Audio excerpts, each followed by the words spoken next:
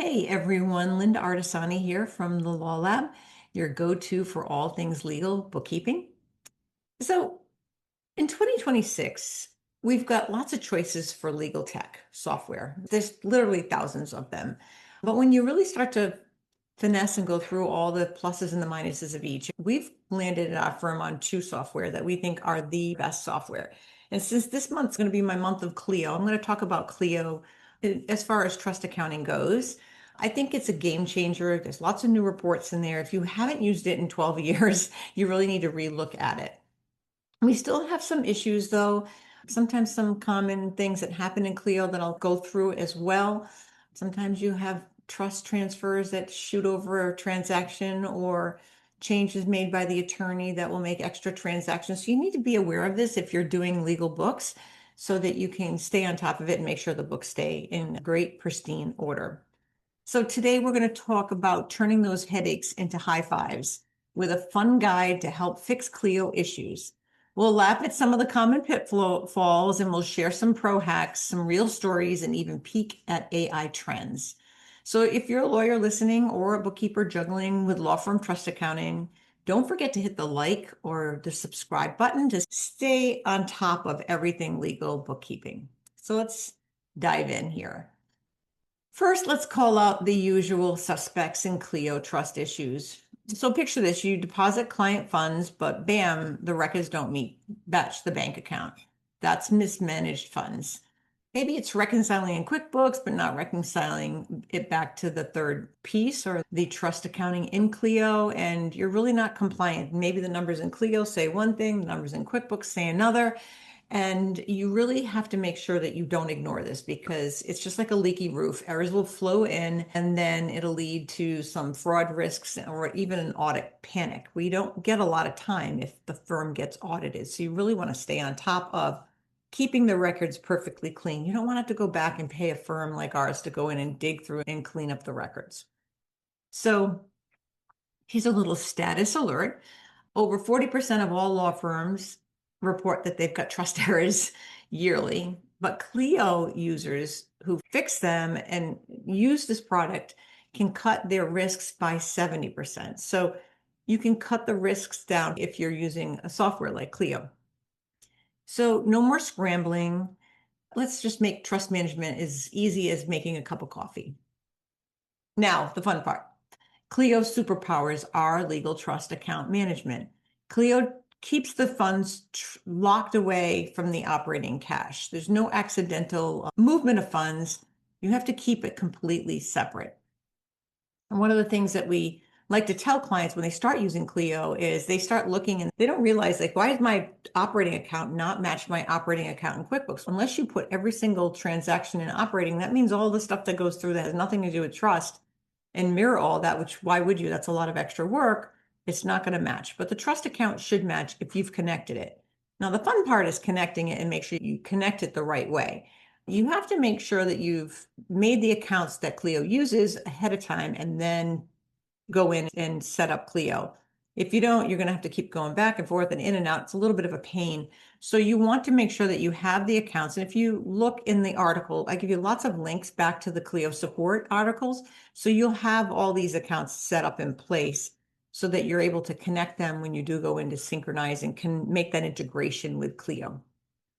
One of the things that's great about QuickBooks is having the bank feed, right? You've got the auto sync, you've got it synchronizing with the bank account, because the bank account's really what happened, right, in the real world, not what attorney put inside a Clio. And you have to remember that sometimes they post transactions that they may skip adding the invoice and just put a transfer in when it's actually should have been an invoice customer payment moment. Sometimes they skip adding the retainer piece where the money came in, but then they show the money coming out, but they can't show the payment because there's not any money in the retainer. There's a lot to follow here, and you really need to get certified in Clio so that you understand how the product works. But also you want to make sure that you've got transaction histories. That's an important piece of Clio. As you're starting to work in the product, you can actually see in their little audit log on the invoice what happened. You can pull up that at any time to see, oh, look, the client edited this when it was already a done deal, reconciled on the three-way. Why did they go back and change a transaction? You need to ask that. It's putting our superhero cape on, right? We have to make sure that everything's logged in exactly as it happened at the bank level to make that three-way bank reconciliation happen. So Clio does have a reconciliation feature that you can use, although if you haven't been using it from the beginning, it's really hard to pick it up midstream and really reconcile if the client didn't use that feature. So no, that's a lot more difficult. You'd have to go back to the beginning of time to be able to reconcile in Clio. But if it's a new client, new file, new Clio, easy peasy, I would recommend using it. Clio handles the bank and it handles the client ledgers.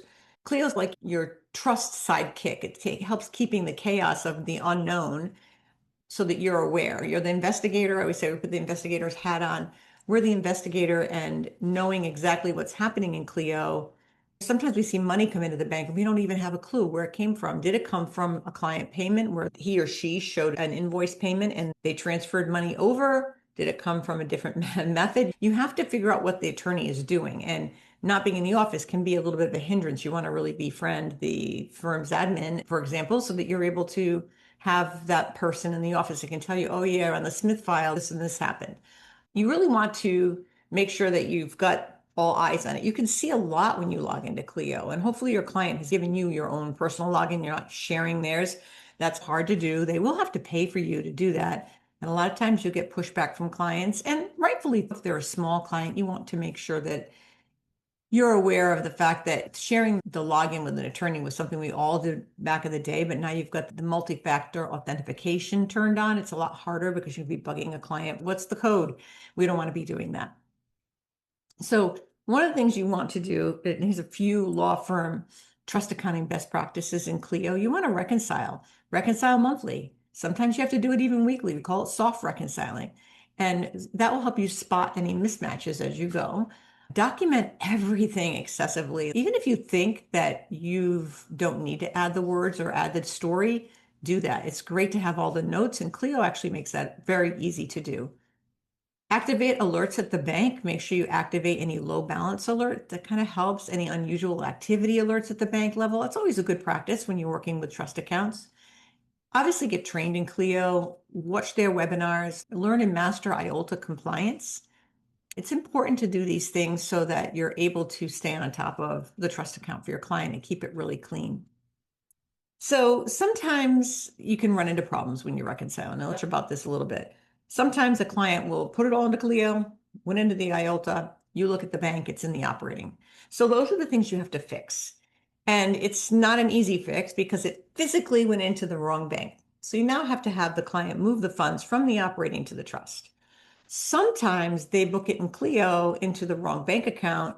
That's a little bit easier fix. You're not moving funds. You can make those corrections. Always get written permission to make entries in Clio. Don't just think that because you know what to do, you do it. Make sure you get that as a best practice when you work with attorneys. If they give you your own login and they allow you to make the corrections, that's great. Saves you time. You don't have to explain away what the problems are. For the most part, you'll be able to clean up a lot of it.